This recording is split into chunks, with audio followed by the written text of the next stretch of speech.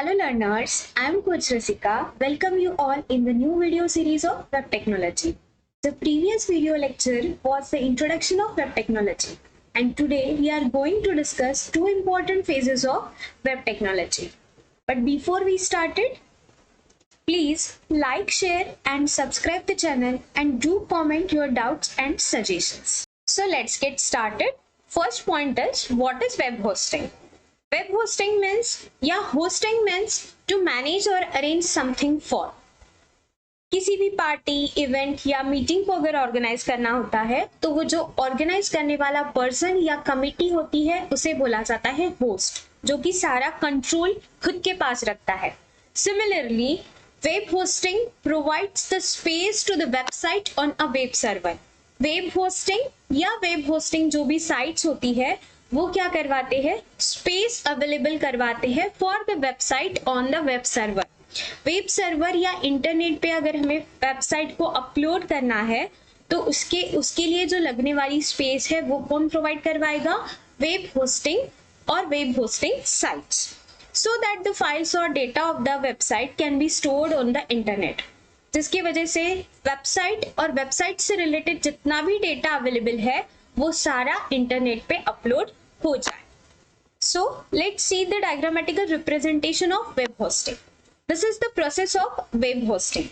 अब process of web hosting में सबसे पहला जो पार्ट आता है वो होता है वेबसाइट ओनर या कंटेंट क्रिएटर, जिसने कंटेंट को क्रिएट किया है, या किसी वेबसाइट ओनर ने किसी सॉफ्टवेयर डेवलपर के पास अगर वेबसाइट को क्रिएट करने के लिए दिया है तो वो वेबसाइट ओनर और the content creator who creates the content वो होता है वेबसाइट ओनर या जिसे बोला जाएगा software developer. Next stage, after creating the content he has to purchase the space according to the size of the website data or files. According to the website जितना भी data collect हो रहा है उसका जो भी स्पेस उसको लगने वाला है उसके अकॉर्डिंग वो क्या करेगा, website owner web hosting site से उसके लिए लगने वाला स्पेस वो परचेस करेगा. अब यहाँ से वेब होस्टिंग साइट से उसने वो स्पेस परचेस कर लिया. After purchasing that certain amount of space, web hosting sites gives you the domain name. In general we called it as URL और वेब एड्रेस. वो क्या करेगा, डोमेन नेम आपको प्रोवाइड करेगा, वेबसाइट ओनर को domain name provide करेगा, जिसके through website owner can publish its content or host their content to the web server. वो क्या करेगा, वो डोमेन नेम के थ्रू उसके जो भी कंटेंट्स है वेबसाइट है या अदर कंटेंट्स है कुछ, वो वेब सर्वर पे क्या करेगा, उसको अपलोड कर सकता है. So this is the complete process of web hosting. So next is, what is web publishing? Web publishing involves creating or uploading website content. Contents like uploading files and data of the website, updating web pages and posting blogs, etc. Web hosting होने के बाद web publishing क्या करता है? Web publishing mainly creates or uploads the content of that website. Content means उसके related website से related जितने भी files, images या वेबसाइट अपलोड होने के बाद जितने भी उसमें चेंजेस या एडिटिंग होंगे तो वो सारा करने का काम कौन करता है, web publishing.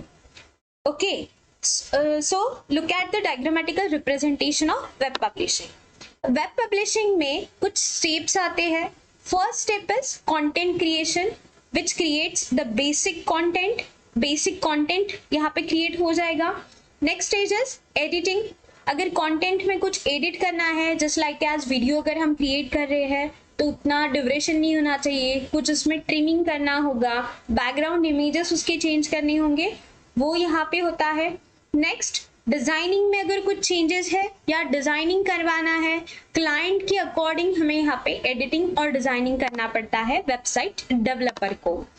After that creation, editing and designing, website owner अगर हम खुद ही सेल्फ बना रहे हैं तो फिर अप्रूवल की जरूरत नहीं है, बट अगर किसी क्लाइंट है कोई हमारा, उसने हमें काम दिया है वेबसाइट डेवलपमेंट का, तो उसके थ्रू हमें क्या करवाना पड़ेगा, अप्रूवल लेना पड़ेगा।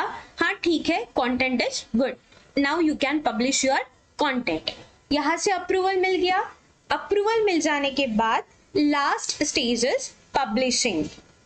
It means your website is ready to host. यहाँ पे हम क्या कर सकते हैं, अपना वेबसाइट होस्ट करवा सकते हैं, जो कि हमने ऑलरेडी स्पेस ले लिया है। So this is the complete process of web publishing. Here we have completed 2 phases of web technology, web publishing and web hosting. Now one question arises, which phase should be performed first, web publishing or web hosting? So the answer is web publishing दोनों बार होता है, before and after web hosting. But web hosting से पहले जो web publishing होता है वो होता है creation of the content. यहाँ पे सिर्फ कंटेंट क्रिएट हो जाएगा। कंटेंट क्रिएट होने के बाद आपका एक मेमोरी फाइल बनेगा, एक फाइल बनेगा जिसमें सारे उसके इमेजेस, वेब पेजेस मिला के एक फोल्डर क्रिएट होगा, एंड उसी के अकॉर्डिंग वेब होस्टिंग साइट से हम क्या करेंगे, उसके लिए स्पेस परचेस करेंगे। ठीक है, और वेब होस्टिंग साइट से वो मेमोरी स्पेस परचेस होने के बाद यहाँ पे हमने हमारी जो वेबसाइट थी वो होस्ट करवा दी। After hosting also, the website owner or the software developer can edit or update the content of that website. एक बार create हो गया content, host हो गया, फिर भी ऐसे कुछ changes होते हैं जो हमें हर बार update करने पड़ते हैं, तो वो भी हम कर सकते हैं। तो जो बाद का वेब पब्लिशिंग होता है वो हम लाइव कर सकते हैं। होस्ट होने के बाद भी इंटरनेट सर्वर पे लाइव चेंजेस होते हैं। So web publishing can perform before and after the stage of web hosting. Here we have completed 2 phases of web technology. This is enough for today. Hope you all understand these concepts. Thank you so much for watching the complete video. Meet you soon. Till then, keep learning and stay connected.